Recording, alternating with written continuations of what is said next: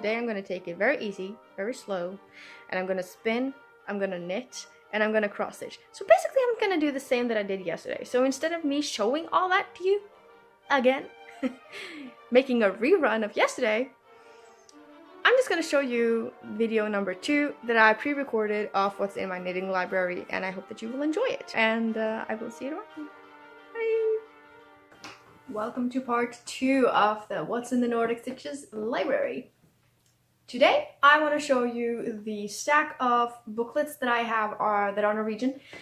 Some are very retro, well, not very retro, but a little retro from the 80s, and I also have some traditional Norwegian booklets. Booklets in Norway are very common, and new ones come out every year. So let's just jump right into it. I'm not going to flip through the retro ones because in my learning curve podcast period that are still available here on the channel, I do actually flip through these. So if you are interested in that, just go locate my older videos and learning curve podcasts, and you will see inside these. So, but if you're new, they look like this, and they're called håndarbeide, which basically means crafts. And these are older ones and these are new ones. So, well, this is a new one. This one is from 2009 and it has a little more modern knitting and sewing patterns and crochet patterns in here. And yeah, so the oldest one I have is number 3 from 1985 and the newest one is number 7 from 2009. And that's the difference. Also, they have stopped using the measure tape on the back. So, I have 1, 2, 3, 4, 5, 6, and 7 magazines from 1985. Like that. And all these magazines contains things like sewing patterns, knitting patterns, and crochet patterns, and I believe there's also quite a bit of quilting in here. So, and I still have these. They are yellowed now, but who knows, maybe one day I will. There was some yep, there's embroidery in here as well. So crafts magazines, they still sell it today. A lot of good old-fashioned patterns in there. And then, even though I don't have children, it doesn't mean that I don't have children in the family. So I have held on to these 2. Don't I have one more, I wonder? Yep, 2 more actually. So I do have some nieces, and maybe in the future I will have some nieces and nephews. So I will hold on to these 4 books. Okay, so again, booklets like this is very common in Norway. We have classics booklets, and we have baby booklets, and yeah, they just come in all different themes. So this is baby design, or as we say in Norway, oh my goodness, sorry, baby design. And there are just a few patterns in this one. Oh my goodness, it looked like a doll, I'm sorry. And then there's this one. This is my favorite booklet. It has a lot of very pretty designs in there. Hooded jacket, a set with that hooded jacket. I've knit that one actually for a boy for a few years ago. It's a very fun knit. And yeah, Mandarin Petite, very popular. Strawberry design. With a beanie, can you look at that? It has a little stem on top as well. That's just adorable. And then this is my second favorite, and you will see why in just a few seconds. Set the start modification pattern. I knit several of this. It also comes with a jacket. And then Sandnes garn, you will probably have heard of if you're into Norwegian knitting patterns and yarns. This one is called Til Fjells, which means to the mountains, directly translated. And there's a lot of very traditional stranded knitted colorwork pieces in here. This is a modification of Trønderkofta. I believe that's what it reminds me of anyway. And the Trønderkofta is the kofte that I mentioned in my first What's in My Library video. A stranded knitted upper body garment. Something for the males. Something for the kiddos.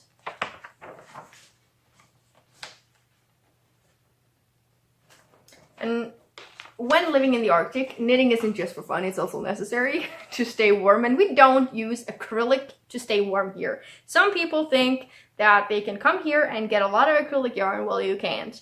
You're in a woolen country now. We need wool to stay warm in some kind of way, or just, you know, multiple layers. But acrylic is plastic. It's not going to keep you warm, so you won't find a lot of acrylic yarns here. But you will find a lot of wool and patterns for woolen sweaters. This is actually a ribbed sweater, which means that it will stay even warmer, which is just great. I have quite a bit, well, not quite a bit. I have 3 Sandnes garn booklets. I have the Norske Ikoner, Norwegian icons. This one has newer patterns of newer versions of older patterns. You can't probably not see it here, but this is the Marius without color work. But so instead of knitting the color work, you just knit with one color and knit pearls instead of the color. So you will get the pattern, it's just in pearl bumps instead. And the nonsikofte that I showed you in my first video is also in here. And yeah. Nordic's, this is another pattern by Uns Ceylon, which has designed the Marius pattern. So this is an older pattern. So they basically took older patterns and made them into new ones for this booklet. They tend to do that a lot. And then there's the Sandnes garn silk. I bought, my mom gifted me a gift certificate for a yarn shop in Stokmarknes where I lived before I moved to central Norway.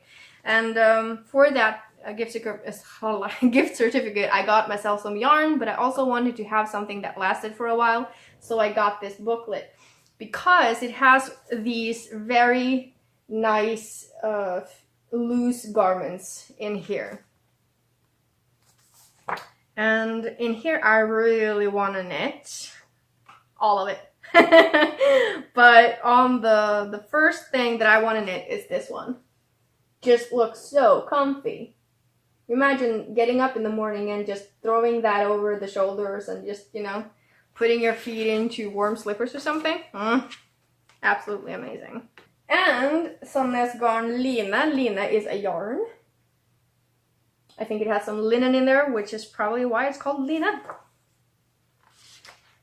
And I got this from my mom because she didn't want to knit anything from it, but I really want to knit this one. It looks so comfy. Then there's the Gjesdal strikkedesign Dame, Herre og Barn number 87. This one is from 87? No. I can't find a date. But this, judging from this, it's not the newest. This one has a story. And my mom's probably still gonna cry from this. I could choose a pattern that my mom would knit for me, and I chose this one. I still to this day think it's absolutely beautiful. And I know why I chose to not wear it when she was finished with it. I was bullied a lot in school, and I chose not to say anything at home. Because my brother was bullied to the point where he actually got sick. So to not take any focus away from him, I didn't say anything, but I did not want to wear this in school because I was bullied. And I was afraid that wearing this would get me even more bullied. So instead of saying something, I broke my mom's heart. And I'm sorry, still to this day. I don't even know if I told her that. But look at this beautiful pattern. So one day, of course, I will knit this and wear it. Because I regret to this day having done that. So yeah, there's a lot of retro patterns in here. Not something I want to wear. But I think this is very traditional and just very outdoorsy. Hiking, even. Very cool. And then there's the classics. One of several, I guess. This one has I love this Marius. I don't know if you can see that, but it has a ribbed sleeve all the way. And it has a ribbed body up to the yoke, where I guess yoke is the rounded one, but anyway, up to here it has ribbed, and I knit several of this one, but I knit it with this one, the Sätesdal. Tell me you're surprised. I've knit that one several times, and I've knit this one several times, and both are Sätesdal. And I've knit that one several times, both for me and for other people. I probably knit more sweaters for others than I did myself, because the first 10 years I basically did not knit a lot for me. I knit a lot of sweaters and just gifted them away. I knit a lot of socks and just gifted them away. And then one day I woke up and figured, you know what, I'm gonna start knitting for myself. It's about time. So that's what I've been doing for the last 3-4 years, knitting for myself. So I'm not going to feel guilty about that, because I've probably gifted somewhere between 10 and 20 sweaters and God knows how many socks and shawls and yeah. So selfish knitter, that's me today. But I've kept a lot of people warm. So this one I had Amelia grab for me. I transferred money to her and she grabbed it and put it in a box and sent it to me with some yarn. And this one has the Roma sweater. In the back here, you can see it in gray and white. And surprise, surprise, it has a Sätesdal. It has the Norlands sweater and kofta, a little modified. This is one of those patterns you either like it or you don't like it. I like it. Just not in these colors. I'd like it in more like gray and white, because I'm a neutral colored kind of girl. So yeah, this is the Sätesdal, Roma, and Fana. So that's that. And I have, this was a free pattern. I don't know if it is to this day, but this is on my definitely will knit this for myself one day list. And it's the Peace Genser from Dale. Peace sweater. I do believe it's knit on 2.5 millimeters for gauge in this pattern. But they had their 10-year jubilee. So they launched this free pattern. You can see that. It is absolutely gorgeous. It's probably the most gorgeous sweater I know of. And it's pretty intricate because there's charts for the colorwork. There's always colorwork charts. You don't need colorwork from written patterns instructions. But look at those details. Can you handle that? Oh my goodness. It's a shame that I haven't knit this for myself.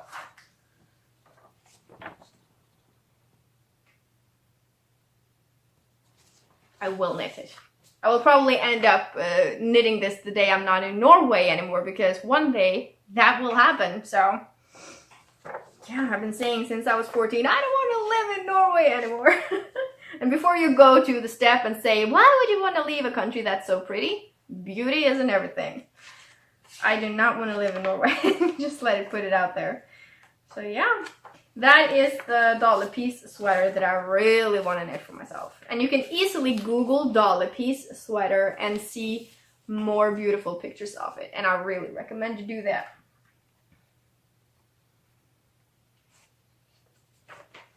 Then the last booklet that I'm going to show you is from Dolly Garn and Tine Solheim, designer. This one is a very special booklet for people with special interests, I think, for more not normal garments, and I think that this has some really pretty patterns in it, and among them are these pillows, something for the home. I enjoy making things for the home too, not just for me. And this, wow, this cardigan, oh my goodness. It just looks so divine and squishy and wonderful. This has got to be knit on extreme thick needles. And that looks like brioche. It may be fisherman bone, fisherman rib, fisher bone.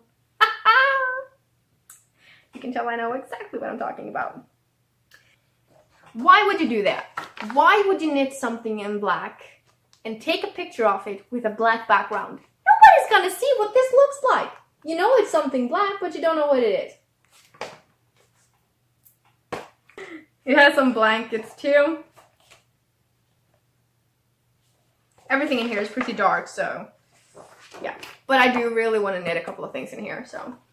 Those were the booklets from my library that I want to show you. Thank you so much for watching, and whoever you are and wherever you are, I hope that you are having an exceptionally wonderful day.